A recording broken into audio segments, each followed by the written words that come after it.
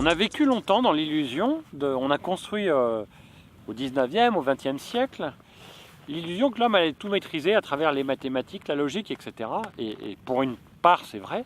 On a juste oublié qu'il y a quand même toute une partie du monde qui ne veut pas se laisser mettre sous la forme d'équations, qui s'appelle la vie. Et aujourd'hui, ce monde-là se rappelle à nous, parce qu'on est confronté à des environnements qui sont de plus en plus complexes, qui sont plus seulement compliqués, mais complexes.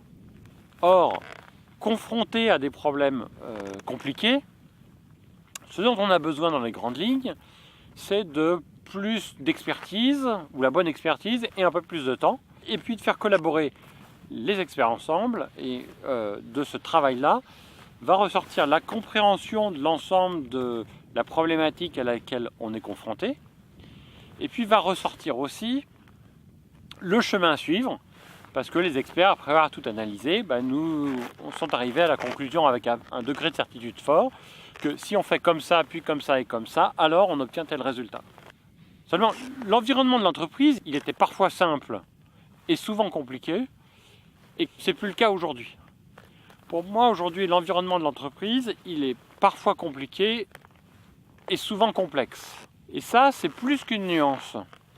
Parce que les approches qui sont efficaces face à des challenges ou des problématiques simples ou compliquées sont les mêmes, avec un degré de profondeur croissant. Mais les approches face à des problèmes complexes comme ceux qu'on rencontre dans les expéditions sont des approches qui sont très différentes. Un problème devient complexe lorsque il y a trop de variables, trop d'acteurs, trop d'interactions pour qu'on arrive à les comprendre toutes globalement. Et puis souvent, tout ce système-là, cet ensemble est instable dans le temps. Et donc du coup, si on essaye d'avoir une compréhension d'une partie du système, on trouve des solutions simples, mais quand on les met en place, elles ne prennent pas en compte des dimensions essentielles. Donc, in fine, on se rend compte dans l'action que ça ne marche pas, et comme ça vient tard dans le process, ça coûte très cher.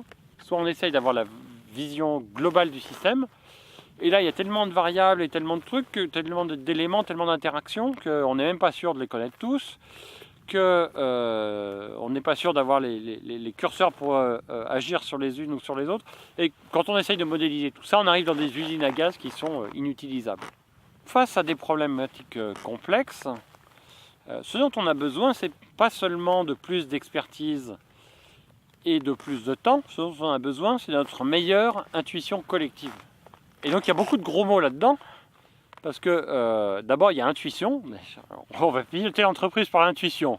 Oula, mes comptes, mes actions, mes courbes, etc. Alors il ne s'agit pas de tout mettre sous une façon totalement intuitive, mais en tout cas on a besoin d'avoir recours à l'intuition, et pas seulement mon intuition à moi, parce que je suis manager ou chef de service ou chef d'entreprise, pas seulement mon intuition à moi parce que je suis expert, mais la meilleure intuition collective. Collective parce que ça va nous donner la variété d'angles de vue.